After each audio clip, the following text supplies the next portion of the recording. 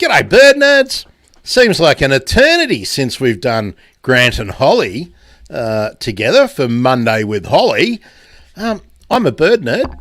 I produce the Bird Emergency. Funnily enough, that's how you've found us here. Holly is the manager of the Urban Birds programs at BirdLife Australia, and I incorrectly, but refuse ever to be pushed away from this. I keep referring to Holly as the Birds in Backyards lady. So fine, I am. But you do have a Birds in Backyard team, so it's not really fair to just only talk about you. It's not all on me now. I have an amazing team who work very, very hard. Now let's just welcome, because it's a live stream and we're all about audience participation and the back and forward. So welcome to YouTube and Facebook for joining us. Feel free at any time to ask a question, make a comment, make some kind of contribution. Our special guest will be joining us in just a moment. But Holly, I just want to ask you before we bring Matt in, what was the highlight for you? Actually, tell us what conference you were just at, and what was it for, and then what was the highlight? So I spent last week in a conference in my hometown, which is very nice, in Wollongong, and it was the Ecological Society of Australia and the Society for Conservation Biology Oceania chapter had a joint conference. So it was ecology researchers and ecology practitioners all getting together, getting a bit of COVID and talking about the amazing research that has been going on in the last few years. I got to catch up with people I haven't seen for a very long time, meet people face to face that I've been talking to over the last couple of years in lockdown, and meet some amazing students. There were fabulous talks from Indigenous rangers. There was this huge suite of projects, and it was really inspiring and really exciting. Well, after we've had a little chat with he was our mystery guest, but now he's the star attraction. We will maybe talk a little bit more about that. Now, before I bring Matt into the stream, I'm just going to play the promo video for the Tracking Australian Painted Snipe project, which Matt is getting underway. So enjoy this presentation. The cinematography is sensational, and I must say there could be an AFI award in the offing. So let's go. Some birds are sneaky, but there's this one bird that's so sneaky it may as well be a flying ninja. The Australian Painted Snipe. And guess what? How many do you think there are left in the world? 10,000? 20,000? Are you sitting down? About 340. That's right, 340 is the latest estimate of how many painted snipe are left on planet Earth, one of the rarest birds in the world. Even at key sites, they vanish for years at a time. Where are they? Where do they go? How is it that Google, Facebook and my smartphone are better at tracking me than we are at knowing where the painted snipe are? Did you know we've never even recorded its call? Woo, woo, woo, woo, woo. And just look at it. It's beautiful, like Gustav Klimt. No, his artwork. We want to solve this mystery once and for all. To study painted snipe, we've got a dream team of experts. With your help, we'll be able to purchase the latest transmitters to track at least 12 painted snipe, uncover their mysteries, and begin saving the species. You'll be able to follow their journeys on a dedicated website with regular social media updates. There are even opportunities to sponsor a bird with naming rights, perhaps as a tribute to someone special. There are loads of other rewards too, from photographic prints to tours, and just that general warm feeling of helping a flying, endangered ninja. Let's repaint the picture for this neglected species. Visit chuff.org/project/painted snipe.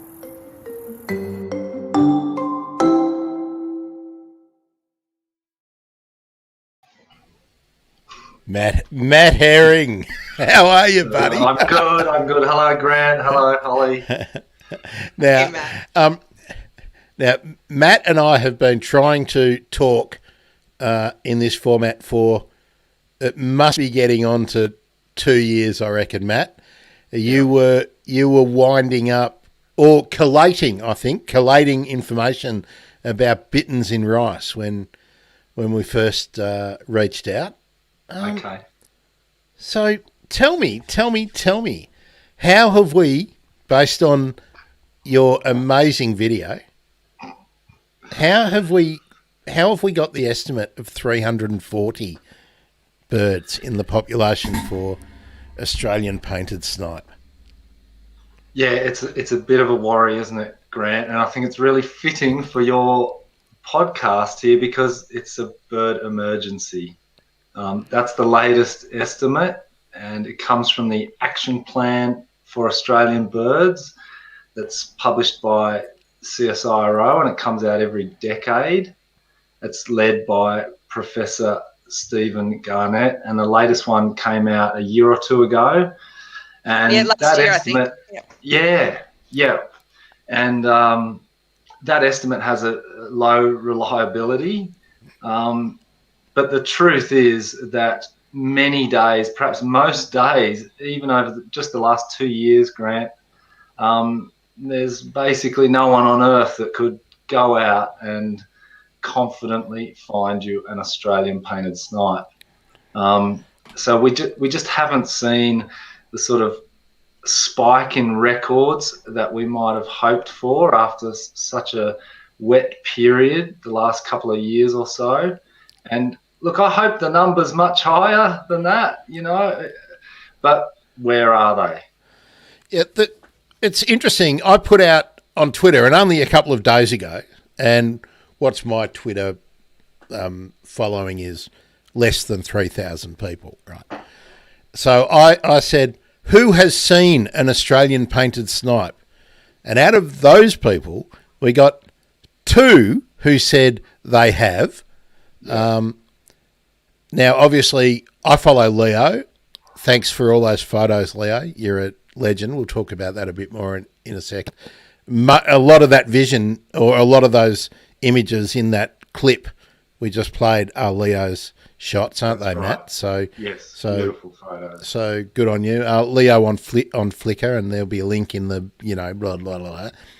And Leo's on Twitter as well. But he's taken photos of them, so he's obviously seen them. So that would be 3 people out of my sub 3,000. So either they're really, really lucky, or what I wonder, and this is not saying you're wrong, but sometimes I wonder whether, because they're so cryptic and they are they nomads? I think we would call them nomads, wouldn't we? They've been labelled that, but even some of the basics about their ecology are just so poorly known. I mean, there appears to be some sort of partial migration. There's almost no winter records in southeastern Australia and parts of Queensland. There's a bit of a peak in around that winter period. So, yeah, short answer, don't really know, Grant. Yeah, I guess I was going to ask, what is it that makes them so hard to spot? Like, what is it about them that means we don't know much about them? Yeah, look, they're certainly one of these cryptic, super sneaky water birds that for one reason or another I gravitate towards, whether it's bitterns or rails or whatever. But, when you look at eBird and bird data, for example, over the last 2 years, there's about 5 records across Australia. Now, obviously, there's more birds that have been found that have gone unreported, but that's the reason why we're here and running this crowdfunding campaign, is because it truly is a bird emergency. We know they must be out there somewhere, but we don't know where. And what hope have you got of looking after a species if you don't know where its strongholds are. I mean, there's key sites down here in the Murray-Darling Basin, like the Macquarie Marshes or Five Bow Swamp at Leeton. Many listeners might know. But where are they when they're not there? When those months or years pass by, we really need to figure that out. So that's what the project is all about. So, Matt, the photo that I've got up on screen now, which is one of those great images taken by Leo, that highlights, I think, why maybe I'm hopeful that there's more than the 340 out there. Imagine that the bird is about the size of a bantam, right? So it's not much bigger than it's sort of silky bantam size. Now, if you're 100 metres away, just doing what you do while you're walking around the fringes of a wetland, you're never going to see that bird unless you're a birder. So it's definitely a bird watcher's bird. But there are sneakier birds, like the Lewin's rail, for example. You've got a better chance of laying eyes on a painted snipe if they're around a certain wetland than you would something like a Lewin's rail. And just picking up on what Holly said, they are super sneaky. You can flush them. They do come out from cover and feed on the mud and in the shallows, for example. I think the big part of the reason is they're just not here in their usual numbers at this time of year, and they haven't been for several years. And we really just want to figure out, what on earth is going on. And throughout this campaign, I've pointed, sort of to illustrate just how enigmatic they are, is that we don't have a recording of their call. People might have picked up on that in the video, but it's no joke. Even the night parrot, we're now able to use its call to help surveying. So maybe that's a reason why, Holly, we don't know what they sound like. So even if they are perhaps calling sometimes, people just overlook it and think it's something else. Wow. And it's not that it's a particularly, absolutely cryptic. I haven't seen one. I've been to sort of Five Bow in a few places. But they're pretty striking. Like it's not like you would really mistake them for anything else. They're not like some of those Lewins and things that can be a little bit harder. Yeah. That white is very, very striking. Easy to. Yeah. Absolutely. Yeah. What a mystery. Yeah, I think the key reason is they're just not here. Yeah, that's really sad. Yeah. Really sad. Can I read you something, both of you, and get your comment? Please. First reaction to intruder is to freeze, then fly if pressed, fast and low, with slow wing beats and dangling legs. Voice, most calls by female, penetrating, cook, cook, cook, mainly dusk and dawn, January to March in the Kimberley. Soft mellow, coo-oo, coo-oo, like blowing across mouth of a bottle. When flushed, keek, cack, or kit.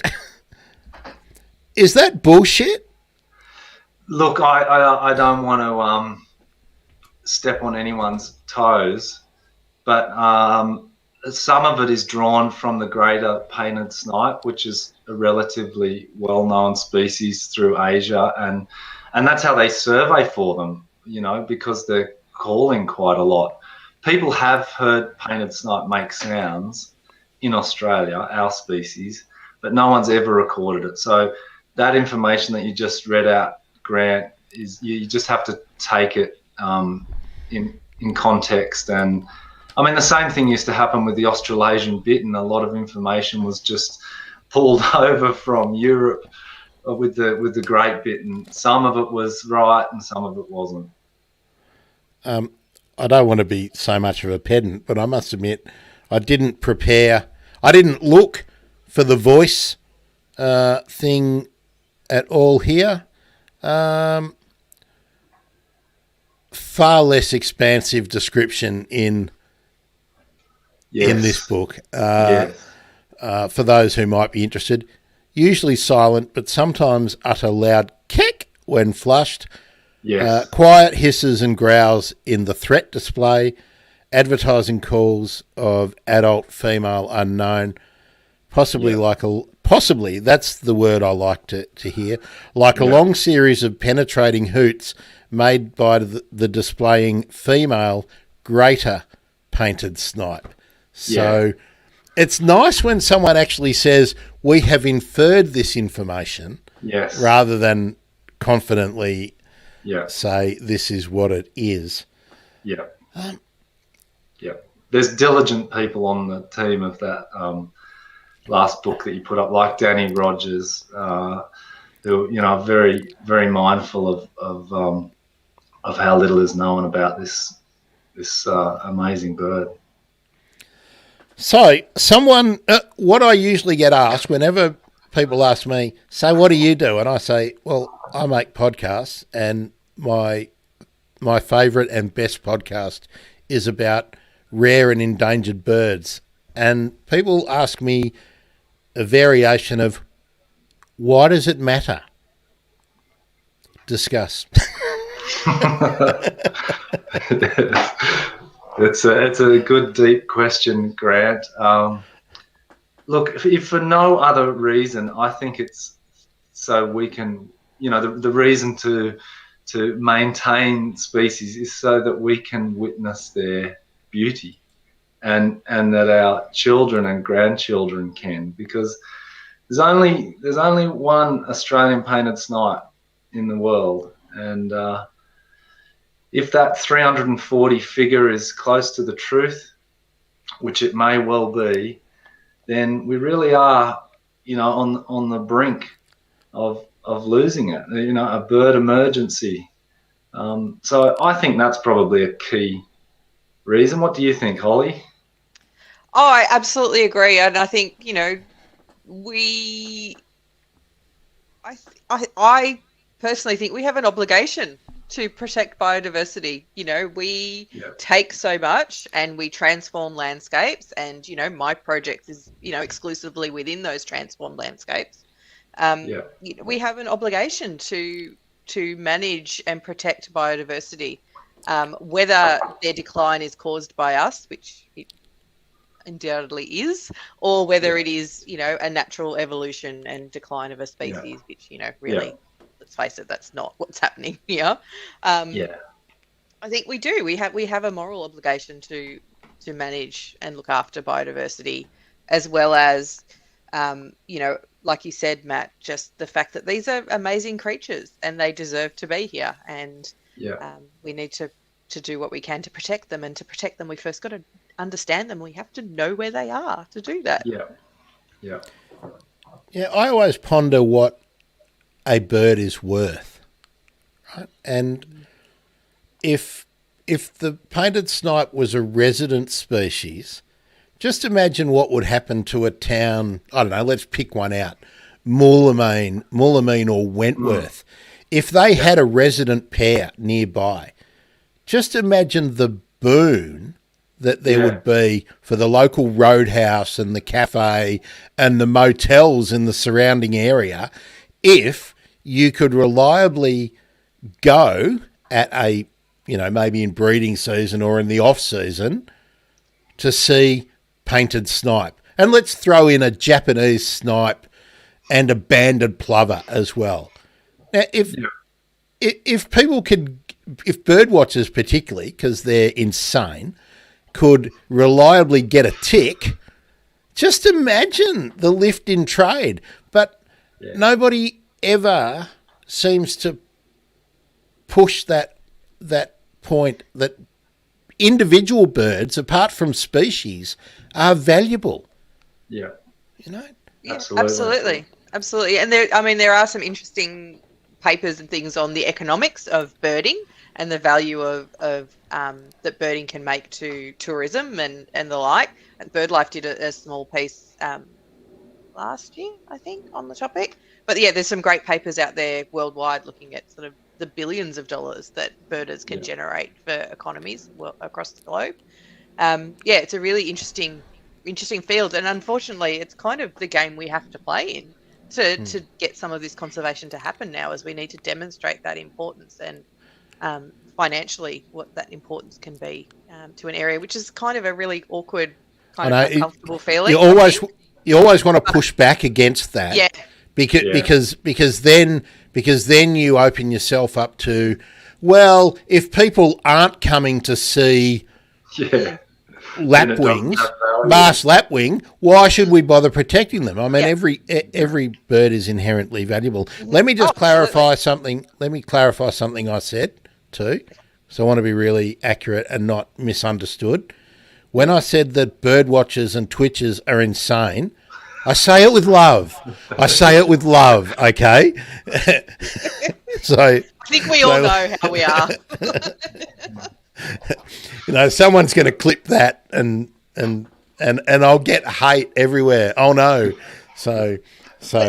We see. Sorry, Grant. I was going to say we see sort of similar with, in working in the urban space too.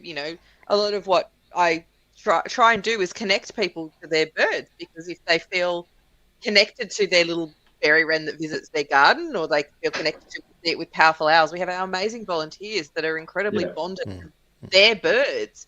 That it goes so far towards protecting them, because people will fight for and conserve what they care about, and so establishing that bond is critical. Yeah, and this discussion, it's very good. It reminds me of the philosopher Peter Singer and all his work about helping people in extreme poverty, and he's arrived at the conclusion towards, at the end of his career, that it doesn't matter if people have intrinsic motivations, just where they care for the love, or if the local government, let's say around the Macquarie Marshes, are become active in painted snipe conservation because of the tourism grant. He said it doesn't matter as long as people are giving, doing something. Well, it comes down to how long's a piece of string when you look at those kind of arguments. If you don't accept that every species that occurs in Australia, no matter what it is, has some intrinsic value, then why would anyone ever want to say it's important for us to preserve Australian culture or Australian values? Yeah. If an individual entity doesn't have value in itself, what value does is the collective value of nothing? Right? Yeah, that's right. That's right. And if you say something has no value at one end of the spectrum, well, then you really need to say at what point along that spectrum does something have value and become worth preserving. And I don't reckon we ever put this enough onto the people who are responsible for making decisions. I was a bit mean about Tanya Plibersek and certainly Matt Keane in recent months, and I got some people telling me it's not her fault or it's not his fault. Yeah. Right? If koalas are if they go extinct, it's not the fault of a particular minister. Well, then whose fault is it? They're the people with the responsibility to protect and the powers to protect. That's like saying, I saw a truck coming down and it was going to run over a 4-year-old, and I could have gone and grabbed it. I could have saved that child, but I'm not its parent. Yeah. Right? Yeah. Where was the parent? To me, it's the same argument, and we need to start. I don't know. I might upset either of you two, but we need to stop being nice about this stuff, because we're always polite about everything, and and please, sir, may I have some more? Right? Yeah. Please, may I have some potato peelings to put in my compost? You know? Yeah. No, and we've just got to demand action. I mean, I'm fully behind your crowdfunding, Matt. Don't take this the wrong way. No, not at all. But it's totally fucked up that you even have to do this, right? Well, look, I mean, thinking about Tanya and Matt and this discussion, you can't force people to care, right? No, they don't have to care. But as ministers, well, Matt Keane not any longer. Well, their constituents. You can't force their constituents to care. That's right. But when you've got legislative responsibility to protect something, it's not about caring. It's about doing your bloody job. Right? Yeah, I know. And we don't force them into it enough. So hopefully, put your radical hats on, folks, and push back against this notion. I mean, what have I got behind? Oh, hang on. What have I got? Which way am I doing? What have I got right here? Right, the Swift parrot. At the same time as everyone's going, oh, isn't it great? We're saving the forest. We're going to do this and no more extinctions. But the Tasmanian government are destroying its breeding habitat. It's just anyway. I'm getting off the point. I think sometimes I feel like I can get bogged down in this stuff.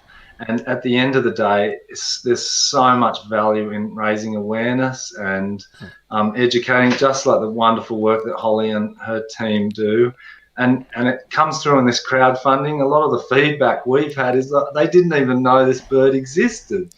Like, sure, a lot of the converted are on board, bird watchers and conservationists and so on. But for other people, this is a new discovery for them. And I think, even if we have to use ecosystem services and the economic argument, it doesn't matter. Just like with Peter Singer, as long as we get people on board in some way, shape or form, then we're winning. And you're right, Graham, we've got so far to go. It's unfortunate that this species isn't lucky enough to be one of the 22 covered, 22 bird species covered by the threatened species strategy of the federal government. But that's where we are. Our present situation, we prioritise submarines, perhaps, or healthcare. I don't know, but here we are, and every little bit does make a difference. This is just one bird, but potentially we're going to turn things. This is the beginning of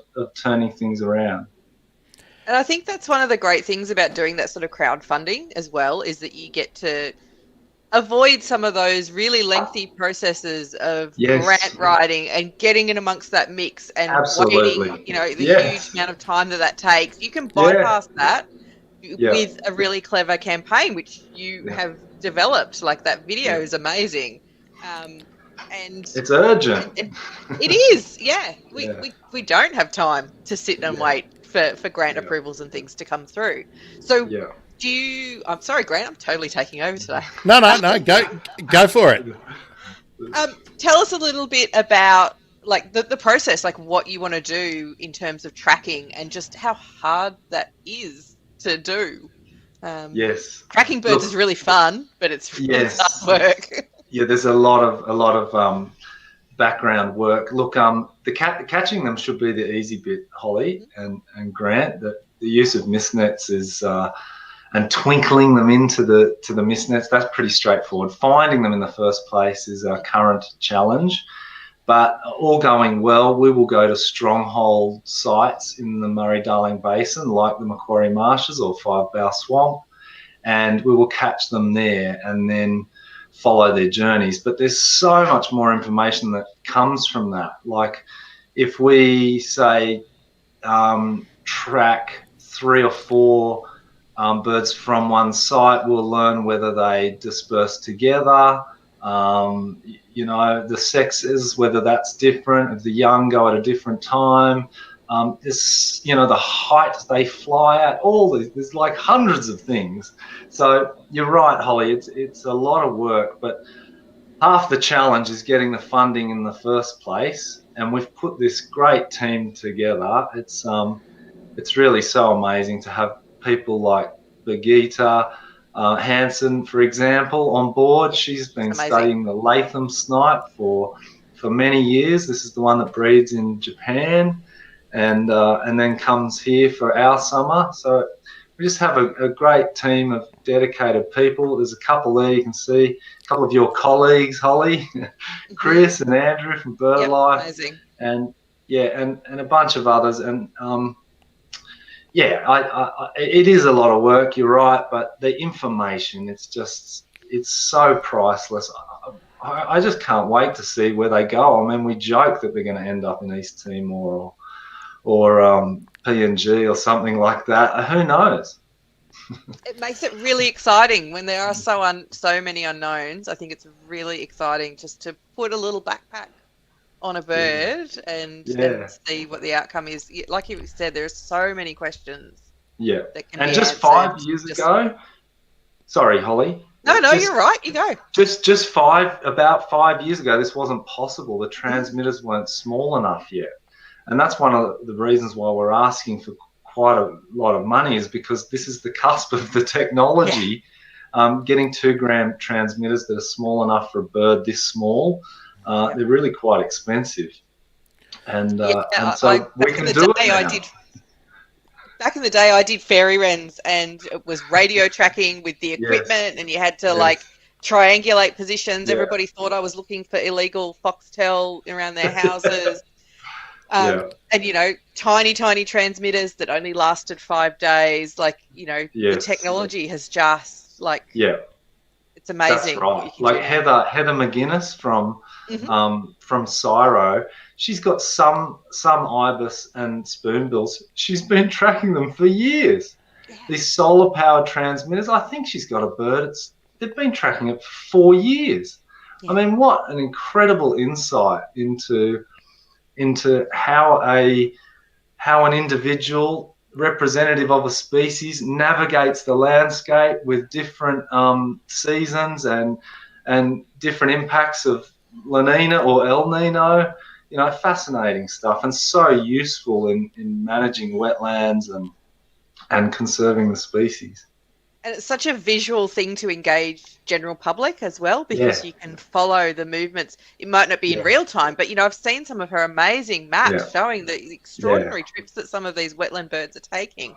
It's incredible. It's so engaging, and such an easy way to demonstrate to people the importance of connectivity and how birds move, and it's so exciting. Yeah. Now, I would like to recognise some of the people who have joined your effort. First, I want to point out that you're looking for $116,000, 600, right? Yeah. And you're already 70,500. Yes. And I just saw. I didn't notice when I was looking at this yesterday. Look at that. Department of Planning and Environment 2 hours ago chipped in $20,000. Yes, amazing.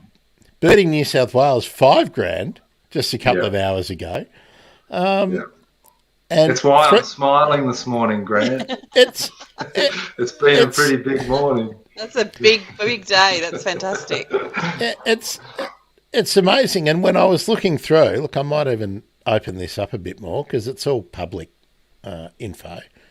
But so many friends of the show and past guests have contributed. Some of the big bird clubs, Grant, like Canberra Ornithologists Group, Cumberland Bird Observers Club. I mean, it's just so wonderful to have them on board.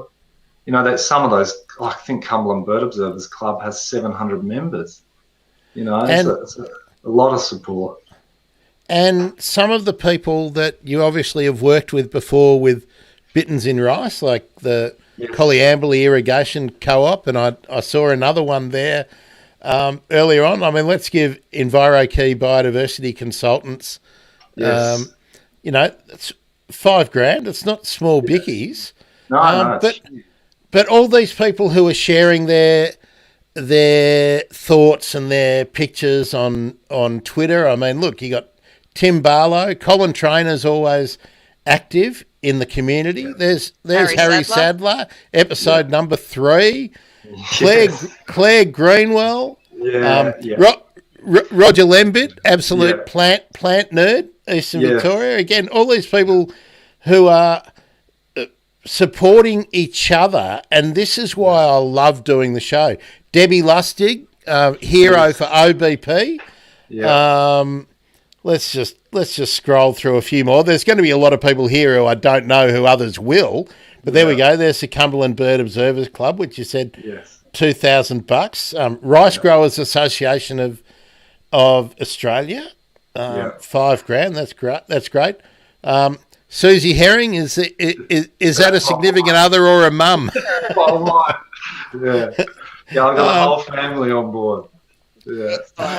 That's great. So I'll just scroll up again because I want to do the shout out for anyone who's been part of the gang. I saw Amanda Lillyman in there. There's Claire. We said there's Harry. Ben Cordis, great friend of the show, and somebody who always supports people who are doing community replanting, re-veg stuff. Always happy to help people with plant ID. Let's have a look a bit more up here. There's Amanda Lillyman. What was Amanda? Episode 2, I think, or episode 4. I can't remember. Going back so far. April Reside. Of course, April did an interview with me ages ago, but we didn't have good enough audio that I could really use it. But April, I might still cut up bits. There are little bits that we can use.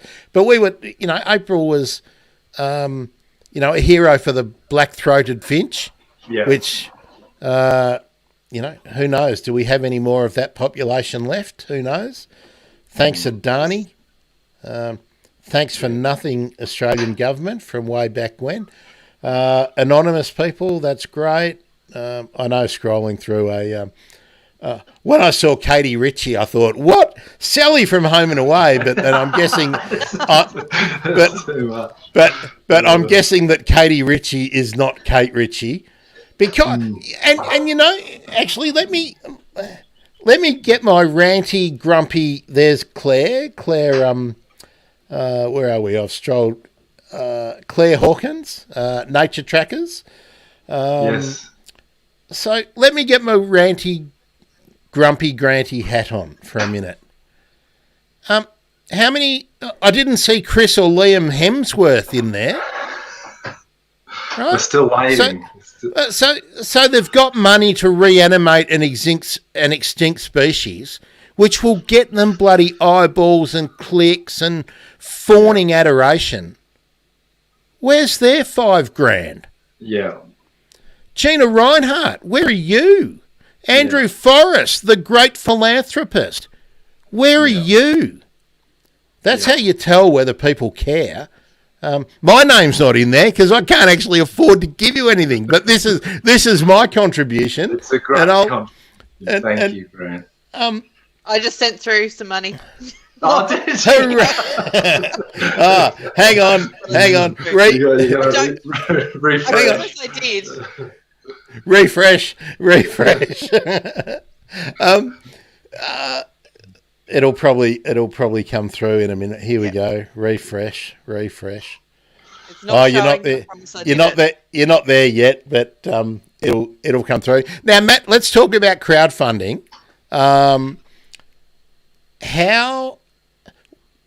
Why did you choose Chuffed? That's the first thing I want to ask about. Yeah. Oh, we've got a few more people just jumped into the stream. Maybe the Hemsworths' ears were burning and they've jumped in. So let's get this one up there. I've made an easy link for you, Matt. I hope you don't mind. That just takes them straight to the Chuffed link. But if you can't remember, hang on, no, that's not the one. Where's the one? Where did I put it? I don't know. I did. I don't think. Here we go. Yes, here it is. It's coming up here, right at the top.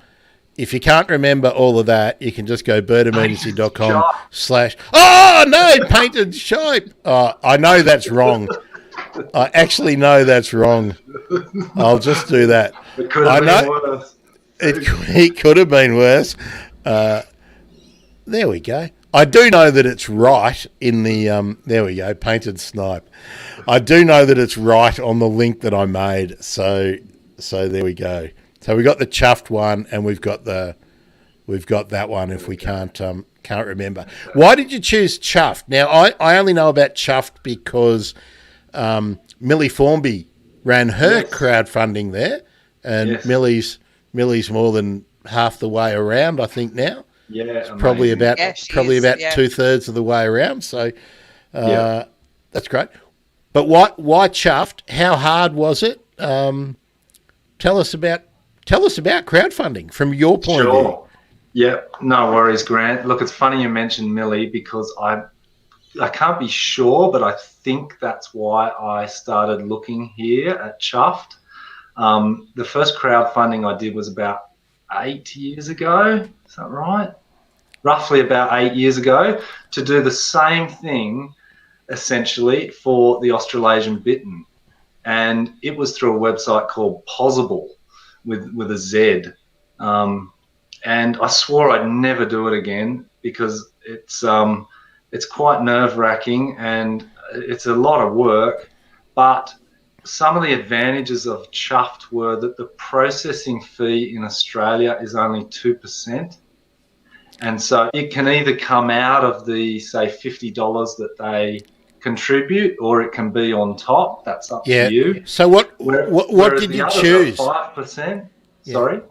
What did you choose? Because I've looked at crowdfunding before too, and I always think it's not too cheeky to ask the donator to wear the fee, not the project as well. Because I reckon if someone's decided they're going to give you $20, they're probably going to be okay with giving you 21. You know. Yeah, or even less, 20 and 50 cents or whatever. I was cheeky too, Grant. I chose that for the same reasons. Some of the other advantages of chuffed were that it's not all or nothing.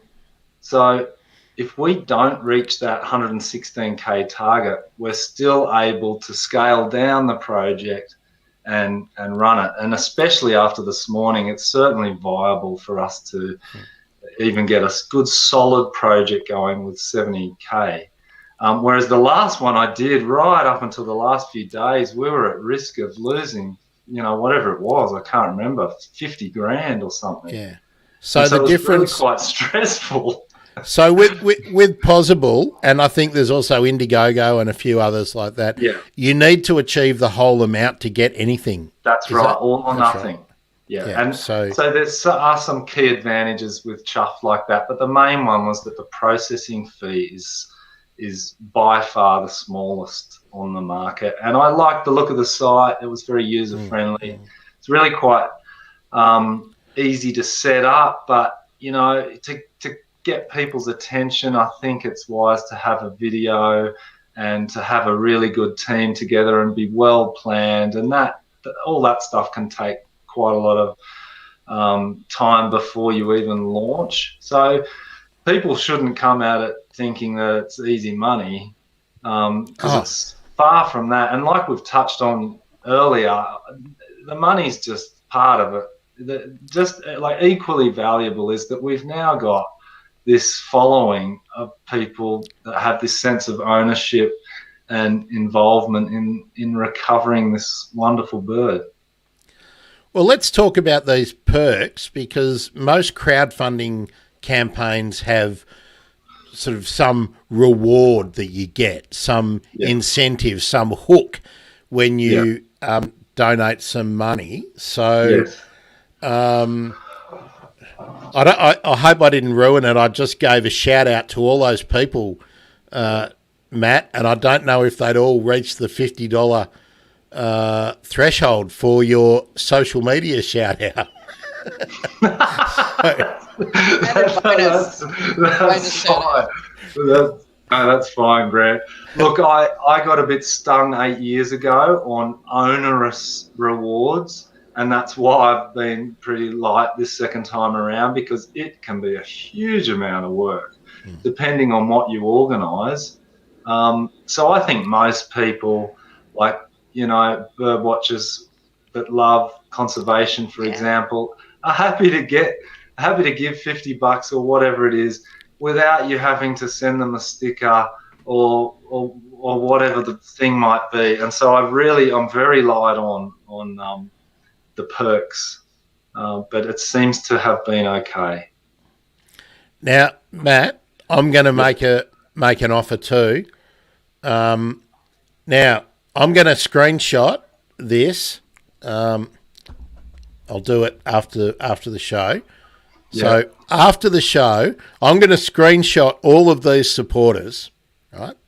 Yeah. And I am going to check it on when you finish, right? So that's 18 days away, and I'm going to screenshot it.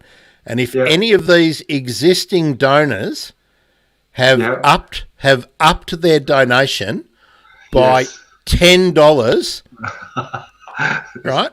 I will go through and I will investigate, if I can, all of them, if they're doing things on Twitter or whatever, or have got other projects or are outstanding scientists or birders or whatever. I'll give each one of them a personal shout out on. So because I need to fill some time, I have to do a show on Boxing Day, right? Okay. And I also have to do a show on the Monday, on the 2nd of January, and I want to give people value during the downtime. So, did I say $10? Did I say $10? Yeah. You said $10. So anyone who ups it by $10 will become an inadvertent star of the bird emergency. Let me just write that down so I make sure I remember. So there we go. I'll throw in a little bit more extra value, and maybe actually I might even make a Hall of Good Guy Fame page on the bird emergency. I've been wanting to do that in conjunction with my conservation heroes, so maybe they can get put on there. So there we go. Yeah. It's so heartening, isn't it? I mean, there's 170 there, but like I said, some of the, like Birding New South Wales at the top there, I'm not sure how many members they've got, but it would be in the hundreds. And it's just so heartening and so encouraging. It's just so great. I mean, that's why I love doing this show so much. It's that everybody really supports each other in their endeavours, and now part of that is because you're all good, right? You're all good guys / girls / people, right? Yeah.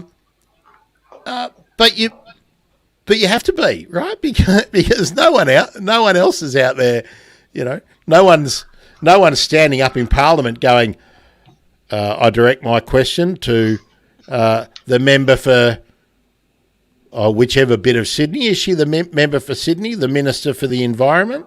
Have you ever gone out looking for a painted snipe? And if not, why do you hate painted snipes so much? Right? Nobody is getting up in Parliament going, talking about greater gliders or, So we all have to do it, which is kind of sad, but kind of great. You're all heroes, by the way. You're all bloody heroes. Every one of you walking around with some binoculars or a camera who's giving money to any of these causes, you're a bloody hero. Yeah. Yeah. And look, you can even be a hero if you listen to the bird emergency, right? So, there we go. It's a broad church. So tell us about these perks. I got us sidetracked, so I've just added in another one. What's the digital thank you card, Matt? Oh yeah, it's the same as the next perk, but instead of it being posted and it being a hard copy, it's the it's the digital version that you would receive on email. So it's a personalised thank you card with some lovely pictures and some kind words, and you also get a shout out on social media. Now, the photographic painted snipe print and a website acknowledgement. So that's a who took the photo for the print? I hope it's not one of the ones we've been using on the overlays. No, what I've got planned is to give people choices. Okay. So they can, a choice of perhaps 10 of the best painted snipe photos from the likes of Leo and David Stowe and Stanley Tang and others, of the best images I can find, and then they choose the one they want. Great. So that's $500. So that would be well worth it to have a really high quality, and a unique image. I'm guessing wouldn't be one of the ones that's sitting out there on Flickr or whatever already. No. So that would Unless be great. That's what someone wanted. Yeah. Key donor. There's only 3 key donors so far. Yes. How do you... Look, a lot of people have donated and not selected a perk, and I think that's fairly telling about people's motivations, which comes back to what we were talking about before. There's nothing wrong with wanting recognition or getting something a little back, but also there's a whole lot of people that don't care for it. I'm disappointed that nobody has claimed the gold sponsorship yet, because you get to go on a tour. Yes. I'm guessing you're the tour guide, Matt. Yeah, yours truly. It's a lot of money though. We're looking for organisations and perhaps businesses that would benefit from the kudos and promotion, having their logo on the website. It could be a tour company or a binocular shop or something like that is linked. I've even approached eco paint companies. I thought that was quite a good link with the painted snipe. So, but they said, it's a lot of money. Nah. I never heard back. Yeah. Oh, doesn't that annoy you? Yeah. Well, come on, people.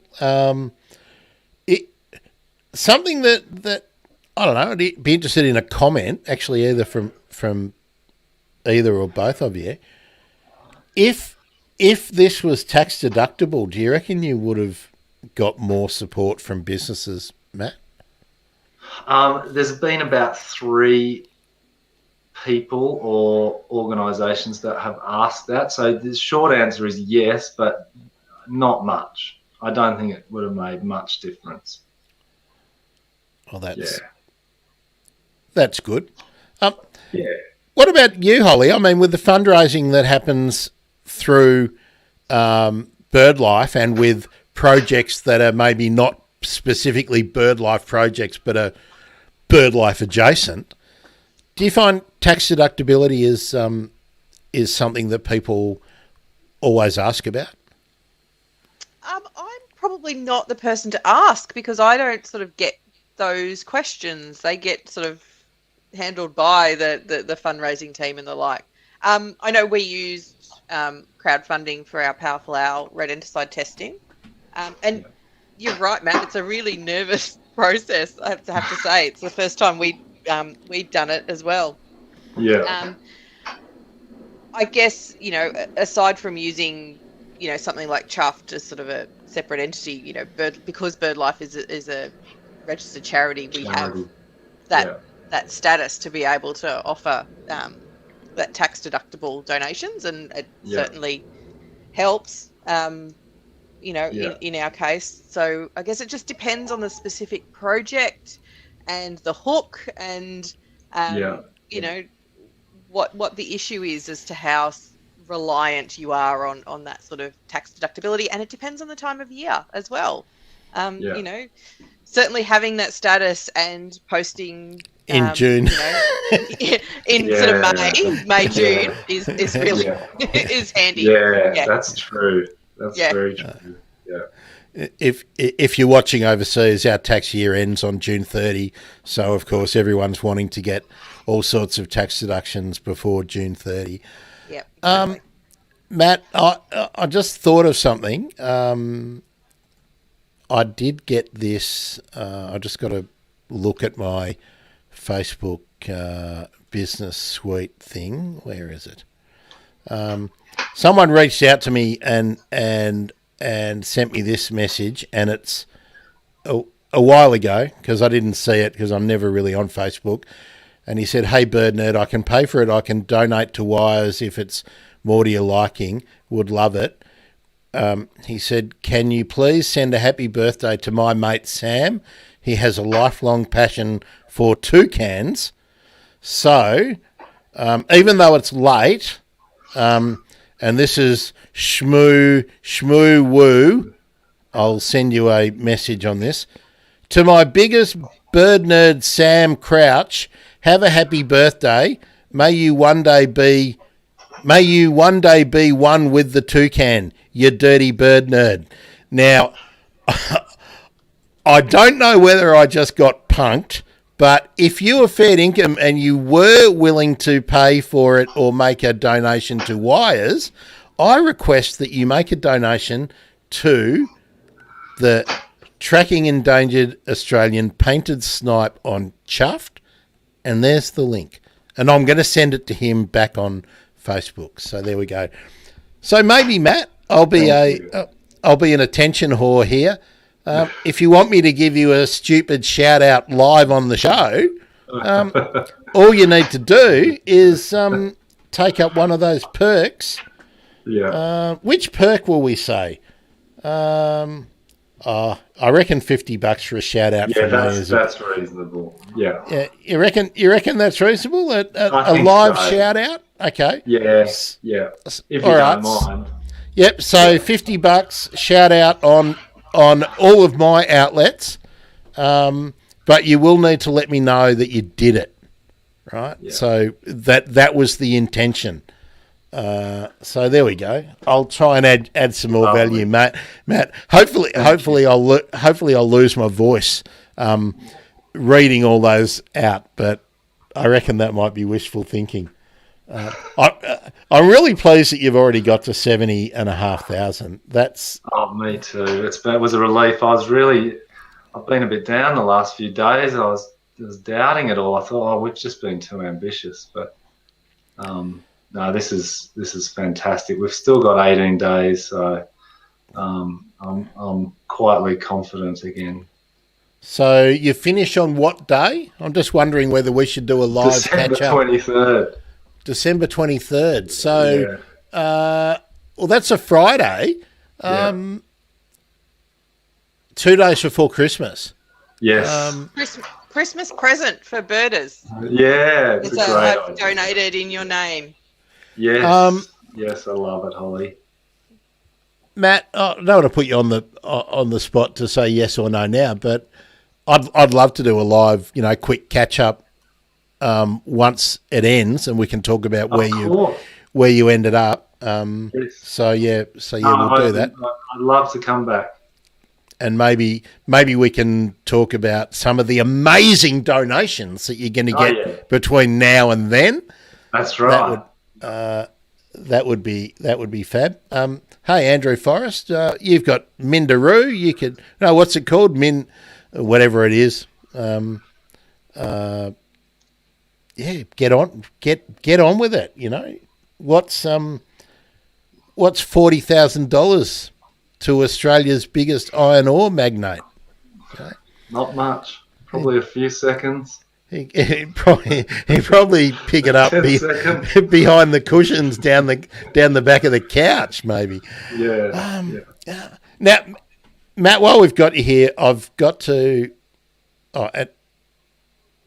opportunity too for those of you watching. If you want to ask a question or make a comment, now is the time. But let's go back down memory lane, Matt, and I'll take Chuff down for a minute, and we can pop Chuffed up a bit later. But let's talk about this. I'll take the banner off too for the moment while we're so we can see that now. I've credited all these photos to BItterns In Rice, Matt, because they all came off your off your BItterns In Rice project. But if you know who the photographer is, please mention them, because yours truly. Yeah. Okay, great. Okay. So, what are we looking at in that photo, Matt? We're looking at a rice field north of Griffith in southern New South Wales. It might just look like a grassy crop, but underneath that young rice is about 20 centimetres of water, and that's what that bittern is standing in. This is about the time, this was taken in December, so this is about the time that the females are looking to lay their eggs. The rice ends up over a metre tall by the end of the season in autumn. But yeah, this is in December. The rice has been in for a couple of months. This one's also in December. You can see the rice is really young and the bitterns stand out. So there's this short window, Grant, in the rice fields where there's enough cover for the bitterns to arrive, but it's not enough cover that they're fully hidden. And so that's when you tend to get these photos is at the start of the bittern season. So all the prey has developed. There's loads of frogs and tadpoles and little fish and dragonfly larvae that are key in attracting the bitterns to these agricultural wetlands. You can see there's lots of grassy banks in that photo. So yeah, this has been my sort of heart and soul for the last 10 years or so, and I'm continuing with this work. It's just that I'm adding painted snipe to the mix. This was the very first nest that we found and confirmed breeding in rice crops. This one's down near Collyambly, beautiful fluffy little ginger chick. And it was such a triumph because everything pointed to them breeding, but we just didn't have clear-cut proof. And since then we've found over 30 nests. We know there's widespread breeding, and we're figuring out how to manage the crops so that the chicks grow just like that one and are eventually able to fledge. And so the bitterns can breed successfully before the end of the rice season. Now, if you're listening, because we're narrating photos, not only will there be a link to the BItterns In Rice project, but I'll pop all of these on the accompanying bird emergency page for this episode when it's up and out, so you can do that. Now, Matt, I want to ask you some more about bitterns in general, but first, Holly, what do you know about bitterns? Because they're like one of these birds that I think everyone knows about. Like, they know they're out there, but have you managed to tick off the Australasian bittern? No, I'm a massive bird nerd failure. I haven't. Unfortunately, all I know is they are super cool. They have that booming call is amazing, and I just haven't had the opportunity to be out enough to see them, unfortunately, or hear them. That's my failure as a bird nerd. I don't actually get to do much birding now a lot of the time. Now, this photo on the screen at the moment, if you just looked at that, you would think, gee, bitterns are super cool, as you just said, Holly. Yeah. But ladies and gentlemen, I give you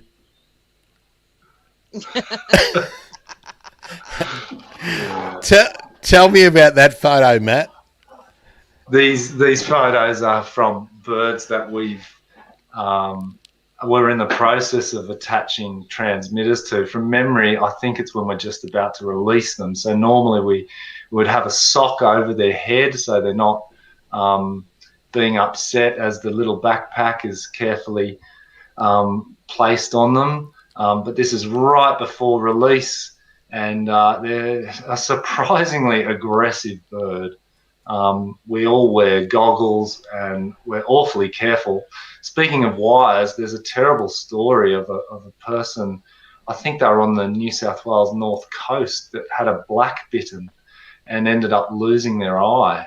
Oh, no. They really are.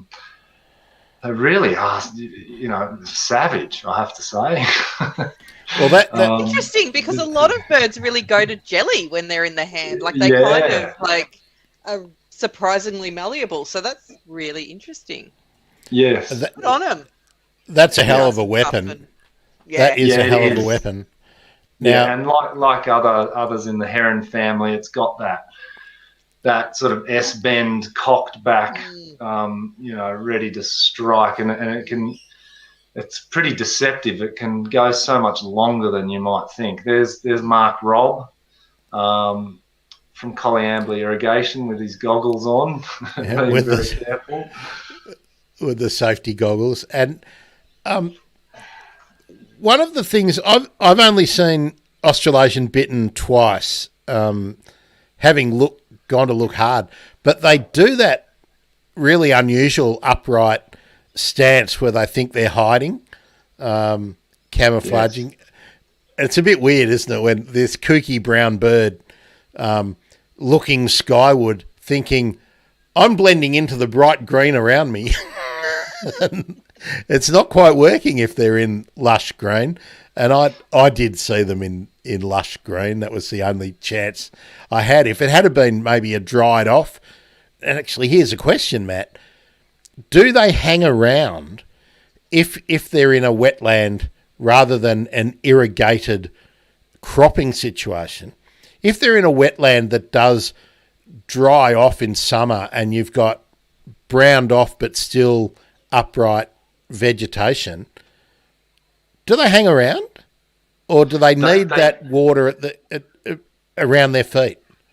Look, it's a great question, and I guess the simple answer is yes and no. So sometimes they switch to mice, and they seem happy to be in dry wetlands, at least for a short period. But generally speaking, this is a bird that is after aquatic prey, and if a wetland is drying out, whether it's a rice field or a beautiful natural swamp, they leave. Okay, so do we know enough from the tracking work that you've done?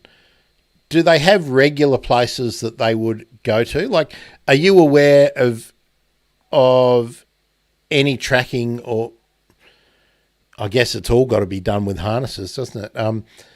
From wetlands that do dry out, like, and do we know if they regularly go to their backup, their holiday house, so to speak, or do they go wherever? No, look, I have to make the sort of qualification that our sample size is quite low. Like, you always learn more and more as you keep tracking extra individuals, but we certainly had a few birds that had very predictable movements between a certain rice field and a certain coastal freshwater wetland 400, 500, 600 k's away, and they spent winter there in the non-breeding season and spent summer here in the rice field to breed. And, so the descriptions of them as being nomadic probably don't really fit either. The more and more this work goes on with birds like bitterns, like partial migration probably fits more than nomadism, if that makes sense. So they do have a regular hangout that maybe it's not the same holiday house, but they always go down to the peninsula or up to wherever it is. Yes. Yeah, that's right. And they're loyal to it. I mean, I guess it's in their mental map. They know how to get there. They know it's safe. They know the threats along the way. It's perhaps where their mum took them, or others that they dispersed with originally. Well, that was the next question I wanted to ask you, Matt. How old do you think, or how long do you think they live? That's the right way to frame it. It's a really great question. Short answer is we don't know. I think the generation time that the IUCN has used, they've just pulled it over from the Eurasian bit in there. I can't even remember what it is. It's either 5 years or 8 years, something like that. But I'm just mindful of information. Like they found an egret in South Australia it was about 5 years ago, I think. And it had been banded more than 50 years prior. And the bird was only about 6 months dead.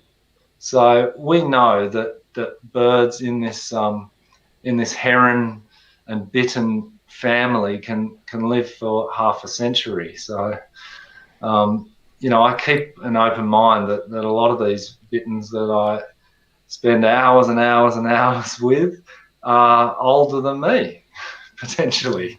Yeah. Yeah. Based on absolutely nothing, 5 years seemed very, very low. I would have expected. For a big bird, yeah, for it does. For a big bird, a lot longer. Yeah. A lot of our little passerines live a lot longer than that. So, yeah, it's interesting. Yeah. Yeah. Hey, Grant, I just realised what the time is. You got to head off? Yeah, I'm really sorry. I didn't realise we're going to talk. So I have commitments. I'm going to get in trouble already. Well, we're going to talk on, what did we say, the 23rd.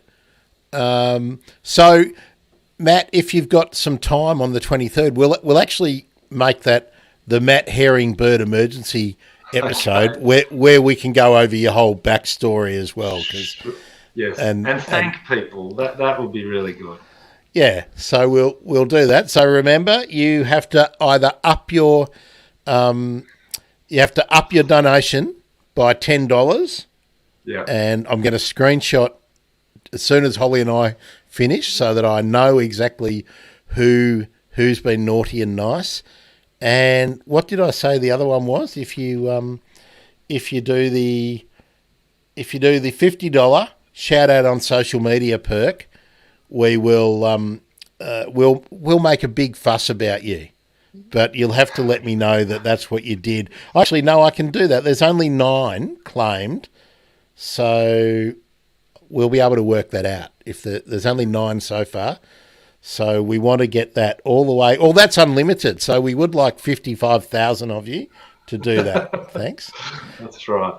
And then you could buy 5,000 harnesses. That would be great. That would be incredible. And you could be the major employer of postdocs in the country, right, Matt. No, we can expand it to Lewins rails and all sorts of stuff. Yeah. Spotless crakes, okay? Let's do some crakes. Yeah. Okay, magnificent. Well, Matt, feel free to jump out whenever you need to. Thanks for talking to us. This has been lovely, Holly, and thank you so much, Grant. And remember, everyone to go to Chuffed, or you can just go to thebirdemergency.com/painted snipe. There he goes. Ripper. Now, Holly, there's some BirdLife Oz news this week, because I got my email. So, tell us what it is.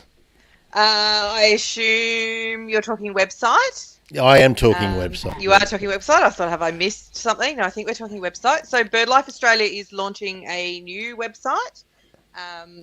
This week, we're doing a soft launch.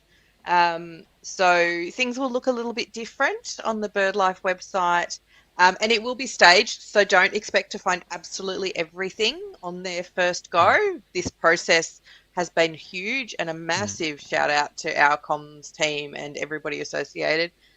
Sam sort of leading up that project. It has been enormous. And so, yeah, if you go to birdlife.org.au, I don't think today it's looking different, but sometime this week it will. It wasn't about an hour before I jumped in here. It's coming.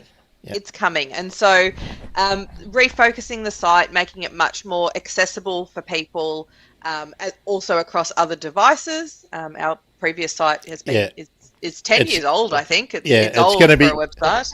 I mean, the big thing that had to happen was it had to become mobile friendly. That was the main, and it will be. Thing. So, it will be. So lots more ways to easily find out how to volunteer, how to take part in what we're doing. We are going to be able to share much more about what we're doing as it happens as well. Great new bird finder feature coming in with some great new information about a huge number of birds as well for people to learn more. It's going to be very exciting. Just bear with us while it all happens. It'll be a slow process over the next few months as everything comes online. Fantastic. Now, Holly, I've played this before, but we're getting into the final, the ticking down, where people need to get active if they aren't already. And I think most people that I'm sort of regularly touching base with have been, but if you haven't, and if you haven't seen this already, I meant to ask Matt who his videographer and editor was too, but let's have a look at this great little film. Eastern curlew, it's a critically endangered bird. It migrates from Alaska and Siberia back to Tunda Harbour. They fly between 9,000 and 11,000 kilometres. They come back, they're skinny, they're exhausted, and they use the time here to fatten up. The immediate area, it's a feeding area for eastern curlew. If you remove a feeding area, they are not able to put on weight for the long migratory journeys. And they want to build high-rise apartments. It must be a no-go area. Developing out onto the mudflats is totally unacceptable. Well, Tunda Harbour is a very important habitat. It's part of Moreton Bay. The migratory shorebirds actually spend up to 9 months a year here. These birds feed and live on mudflats. These birds come back to Australia. They spend more time here than anywhere else. So to say that we're going to put in a large, concrete, glitzy archipelago when that actually means trash a Ramsar site, no, not acceptable. This is public land and they're giving it to a private developer, taking away something that belongs to all of us. When Raby Bay was built, within 2 years, 5,000 birds that used to roost near that area had totally gone. They totally disappeared. So for the developers to say that, this is going to have no real impact is not true. The fact is that under national and international law, migratory shorebirds are all protected. The advice was this development is clearly unacceptable, and yet they totally ignore it. When the minister goes against what the Department of Environment says, there's something to worry about. Why have an international action plan and yet not do everything in its power to set the example? It will be a national shame if this development is given approval. Become curious. Discover the amazing natural world that surrounds you, and then become active. We've been fighting this for a few years now, but we're certainly not giving up. These areas are important. They're important for birds. They're also important for people. So we need to learn to share the shorelines. We can live and we can have development where nature is a part of that development and is protected. I've been coming here for 30 years, and it's my most dearest wish that my children and their children will be coming in here for another 50 years, and that they'll see and they'll appreciate what I'm seeing.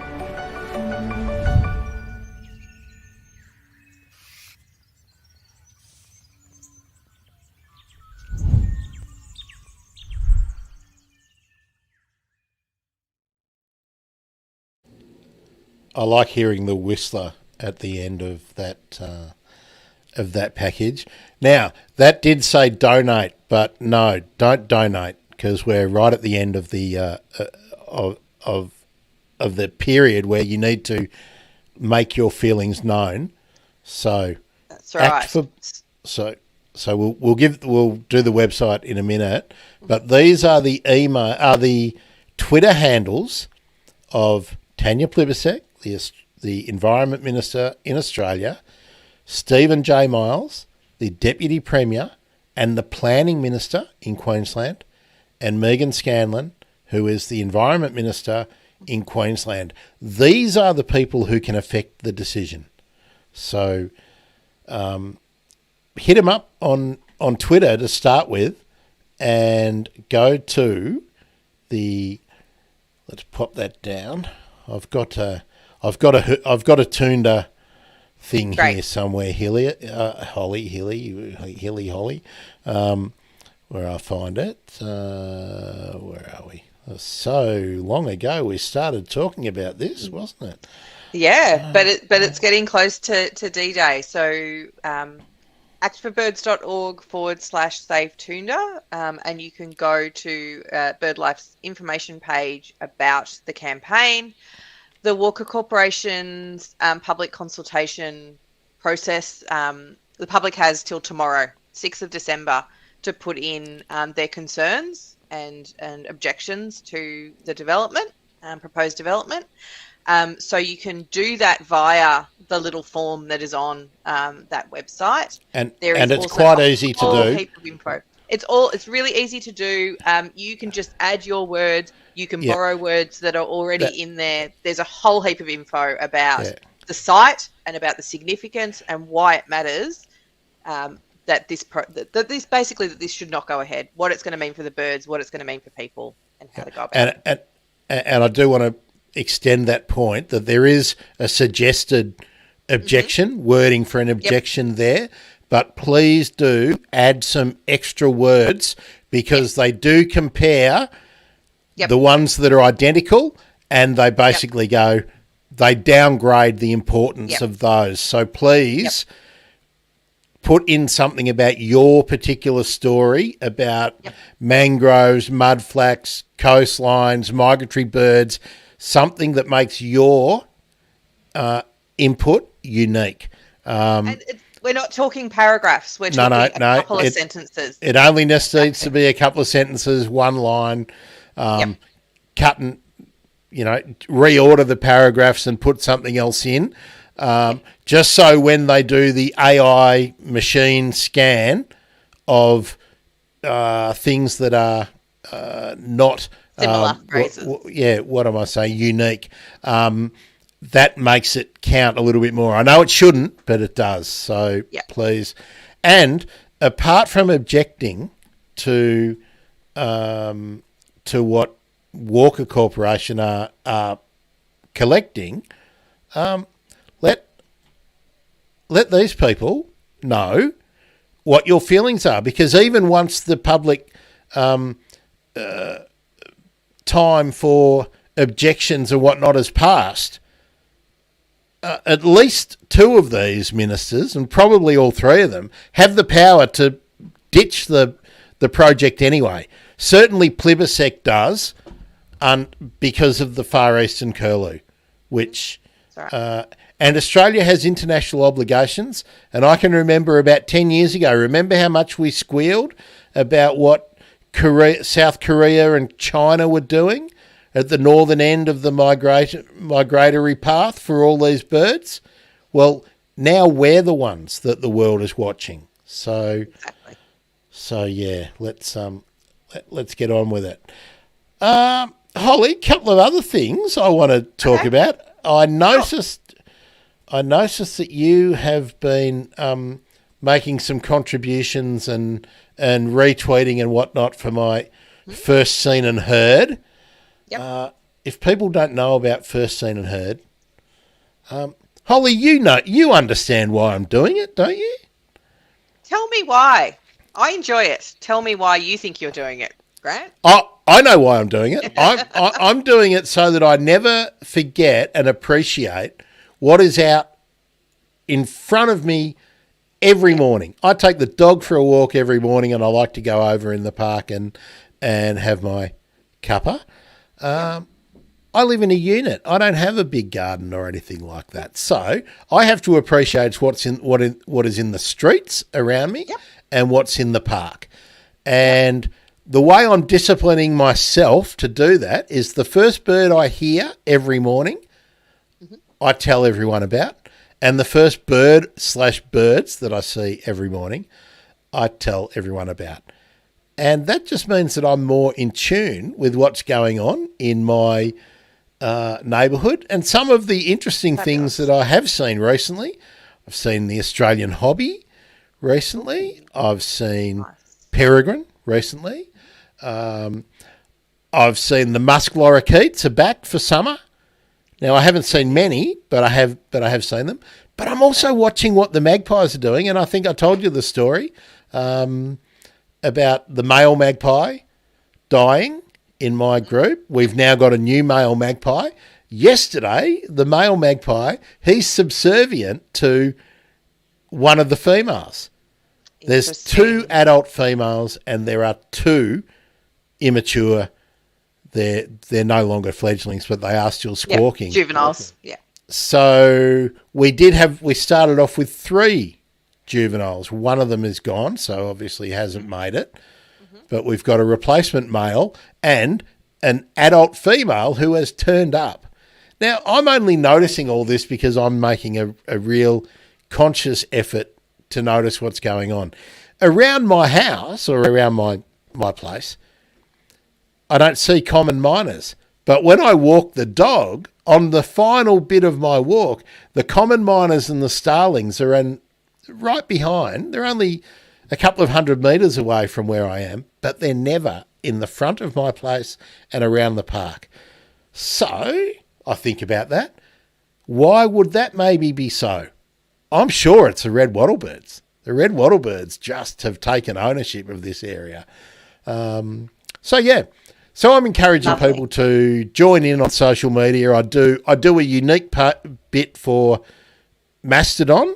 I do it for Twitter, for YouTube, do a YouTube short, and then Facebook and Instagram share the same bit. So sometimes, like this morning, the Emirates plane went over. I can't remember on which one. They got to hear that. Sometimes the magpies are calling. Sometimes the wattlebirds are squawking. But what I encourage you to do is join in. Just use that hashtag, first seen and heard, and let us know what you see and hear first thing in the morning. And you'll be surprised how quickly you'll be more in touch with what is going on around you. That's great. What was your first seen and heard this morning, Holly? Okay, my first heard, I know because it was a bit unusual, so I heard a willy wagtail. There's been a willy wagtail calling a lot, and so I'm very keen to work out if there's a nest nearby. It's not in my place, but I reckon there's something going on in the neighbourhood. And then my first saw was when I was heading out to take my daughter to school, and there was pied currawong out the front. And so, they're around at the moment. They nest in a tree year after year, a couple of houses down from me. And so, that was the first one I saw as it was sort of just flying across the road being chased by some noisy miners. Did you, since we're now on urban birds, we're away from BItterns and Snipe, did you hear the funny anecdotes that I've relayed recently about, one, did you hear my Australian brown goshawk story? No, I missed that one. Brown goshawk went flying over myself and Shadow about 1.5 meters above my head, wheeled to the right and slammed, as they do, into a cypress. I know there was blackbirds nesting in that cypress, so I reckon it was the closest I've ever been to a goshawk. It was amazing. It was amazing. A female too, by the way. Ferocious looking birds up close. And amazing how it just did the quick right hand turn. Precision, Yep. And it came on the approach as it was because there are some mature trees, brachychitons, that would have stopped it hitting the cypress at speed from any other angle. So that was pretty cool. But when I came back, I voted early on the day before our state election. So I was on a Friday. On the way there, first time in my area, a black-shouldered kite went over me, and I saw it. So first time I'd ever seen that in St Albans. But then on the way back, as I was walking through the shopping centre, it was quite busy, and the footpaths were crowded.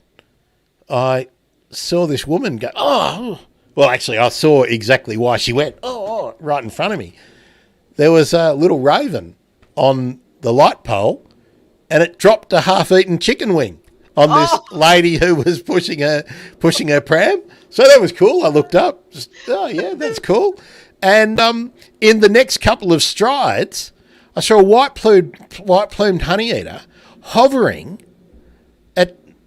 at the window of a four-wheel drive. So it was having a go at its reflection. I've never seen that before. I've never seen a white-plumed honeyeater going at a reflection. I have seen them. I've seen magpie larks, willy wagtails doing it frequently around here.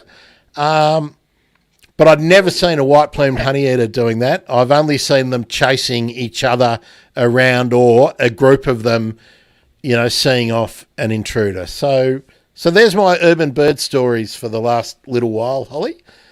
There's some pretty great ones, I have to say. That's a good list. I like it. So that's all in a couple of weeks. None of them particularly amazingly groovy birds, but I beg to differ. But They are very groovy birds. But I see peregrine falcons and hobbies, and even the odd whistling kite here that more often than I see black-shouldered. Well, I've never seen a black-shouldered kite actually in St Albans. I've seen them a bit further afield in the grasslands, but so there we go. That's awesome. That's a great list of particularly birds of prey. That's really exciting. And we don't, because they are so widespread and move around the landscape so much, it's really rare to see them generally, let alone to see an actual attack. I saw a grey goshawk nail a common myna in my front yard. Well, I tell a lie, I just missed it. I saw the aftermath. My neighbour saw it because he was across the road, and I came down the stairs just with the view blocking, and he sort of looked across at me and was like, "Did I just see that happen?" And it was amazing, extraordinary. Seeing goshawks on the hunt is amazing, and I wonder actually, Holly, I'd be interested what I know you wouldn't have interrogated all the data for the bird count just yet. But how frequently are people seeing goshawks in urban settings? I reckon there's got to be a lot more of them out there than people see. Yeah, I don't know from the results of the bird count yet, but they're certainly around. They pop up in our Birds in Backyard surveys for sure. We have flagged them in our Urban Bird Conservation Action Plan as one of the species to sort of watch, and hopefully increase their occurrence through a couple of the cities that we're focused on. They're certainly around. And then, of course, your brown goshawk gets conflated with your collared sparrowhawk, and there's always trying to ID exactly which species it was. But yeah, they're certainly an urbanish bird, I would argue, for sure. Now, I've made my confident ID based on the shape of the tail. So, and it was so close that it was actually scary. I was a bit. I thought for a minute it was coming to me. Wow.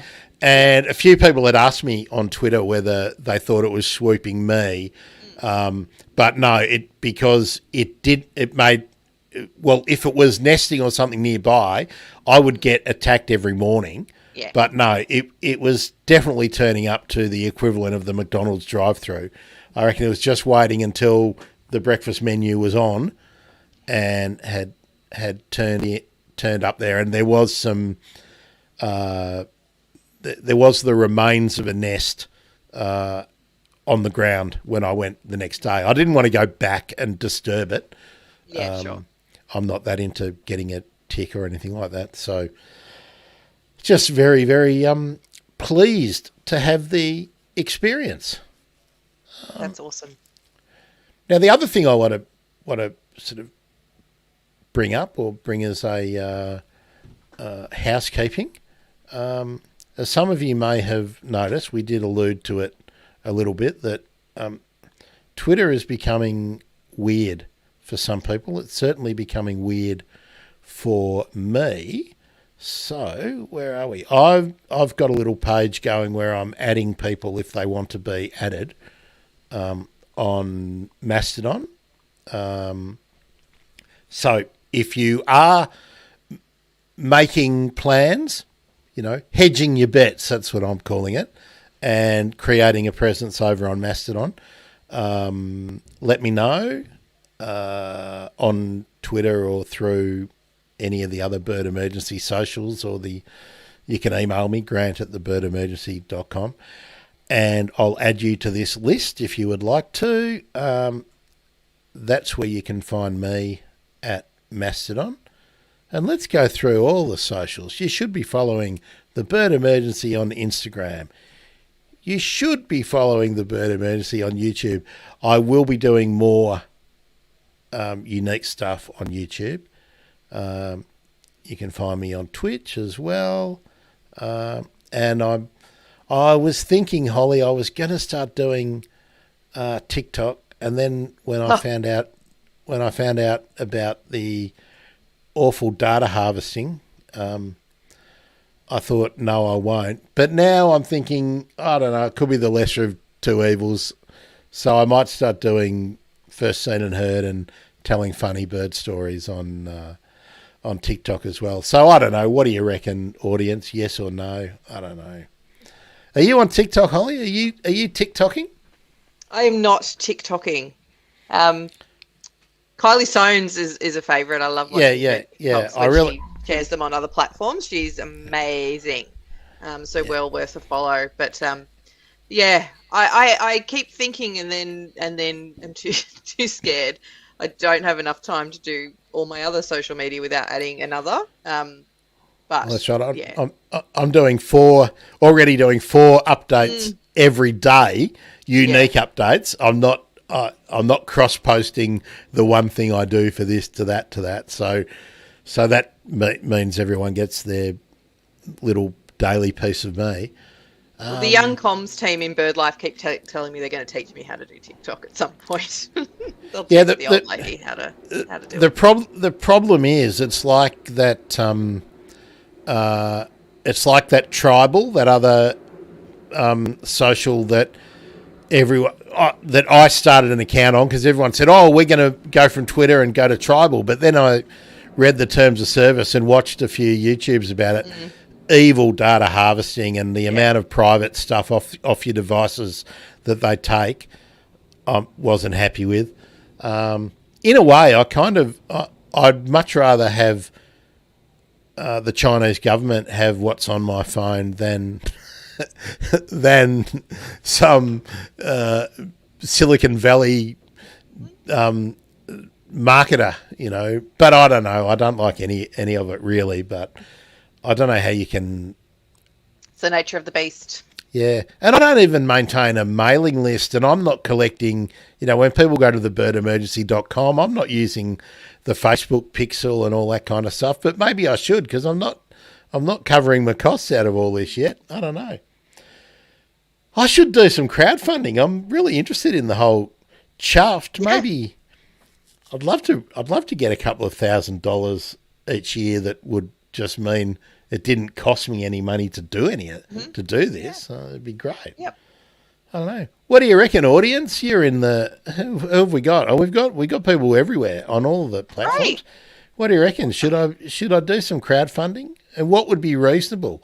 What would be reasonable, Holly? Do you reckon for? Don't ask me. But I don't know, four Bird Nerd shows plus the Monday shows, so that's at least 8 shows just about every month, and sometimes I do more.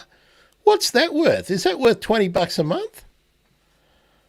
I don't know. No idea. I don't know how you pitch that sort of stuff. It's really challenging. Yeah. I don't know. People are always telling me, do Patreon, but I don't really want to create stuff that nobody else gets to see.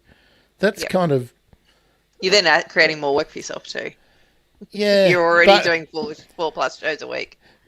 But I could reduce it by a little bit and make some Patreon only, but then that's not kind of where I'm at. But geez, I'd love to not have to spend.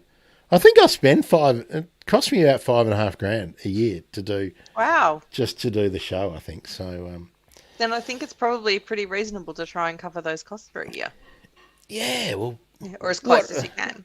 Yeah. I think it's reasonable, especially I'll see how quickly Matt raised bloody $70,000. Yep. Fabulous, phenomenal.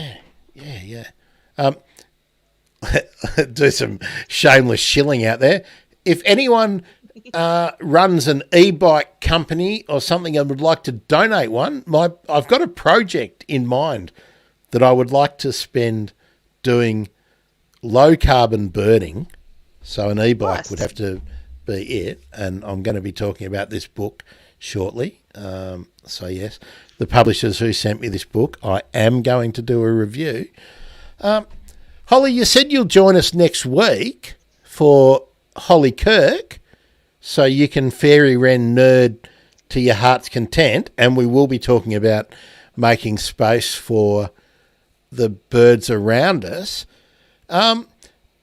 Does that mean are you still going to be available on the 19th? Because I'd like to do. No, you'll be on holidays then. By then. Yep. Okay. Yep. I've got a kiddo on school holidays then. So yeah, that'll be me done. I'm sorry. Well, I might email you for your suggestions on this. I'm going to let everyone know this is what I'm going to be doing to try and fill up those holiday kind of shows when no one's around. So. I'll get you to think about this, Holly. Don't tell us now, and maybe you can make a little clip for me or something. I don't know if people will do this, but I want to know what you think is a good gift that might fit in the Kris Kringle kind of category for a bird nerd. Now, we did do a live stream about that, so we already talked about a number of them. So we have done a membership to BirdLife Australia or a membership to the BirdLife Australia photography group. So you can't mention either of those because they're already covered. So think about that. And the other two things I want to talk about in the sort of holiday shows, what do you think has been the best thing that you can think of or point to this year? And it can be thing is pretty general for bird conservation this year. So that's the question that I'm going to pose to everyone. And the other question is, what for your New Year's wish for birds/bird conservation, what's your, if I tell you can only have one wish, what is it? Oh, so just think about those. That's going to be in the email that will come your way, and I'm going to send it out to all my past guests and some other people, and hopefully everyone will get back to me in enough time for me to create a Boxing Day show and a New Year's Day show. When do you come back, Holly? In when? Good question. I don't know yet. I will be back probably in the first week of January and then probably off again because we're just working out who's looking after our child at what time of January before school goes back. So I will be in and out in the month. So can we tentatively say that we'll do New Year, we'll maybe set some aims and goals. We'll talk about maybe what's what's coming up for the year in Australian birdie stuff on the 9th of January. Sounds Okay, good. so there we go. We've done our organising on the in public, but that's just let people know. So yeah, I'm not planning to take any great amount of time away, and even if I manage to get an e-bike, and I do manage to get my trip to Kuala Lumpur and Bali and to go to the Bali Starling Sanctuary up and running early in the year, that's still going to mean I'm still going to do the regular slot because we can do it from anywhere in the world. Absolutely. Right? So yeah. Okay, well, I reckon we're about done. Nobody has even asked a question or told us we did anything stupid or asked Matt a question, which freaks me out a bit. And what did I say? We're going to do Matt on the 23rd, aren't we? That's going to be the next... Right. So maybe not the next live Bird Nerd interview, but certainly will be one of them. There's a new episode out today, Holly, in the pod stream, which has been the Plains Wanderer with Saskia Gerhardy and talking a lot about bioacoustics.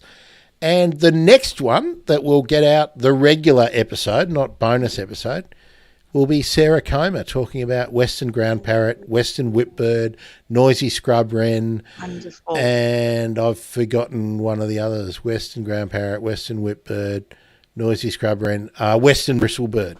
So there we go. So Two People's Bay and all that kind of stuff. So that was a really interesting talk that I had with Sarah. So that will be out.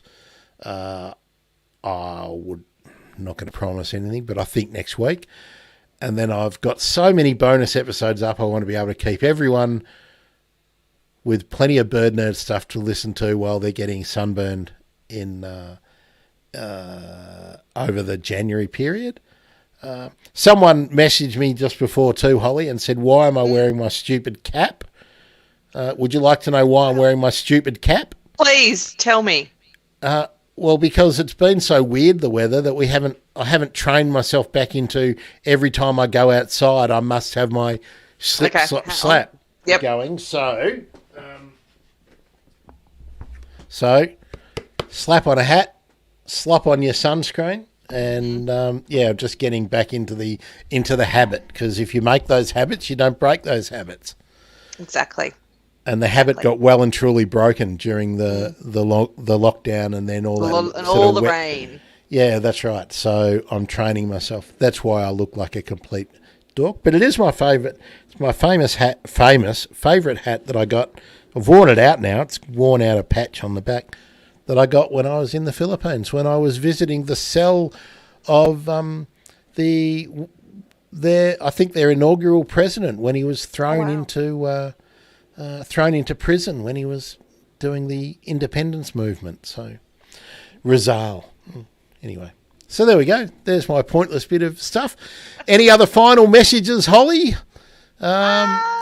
Apart from it's summertime, so you can do a Birds in Backyard survey in your garden over your Christmas break. So go to birdsinbackyards.net and find out some info. Where are we? Join us.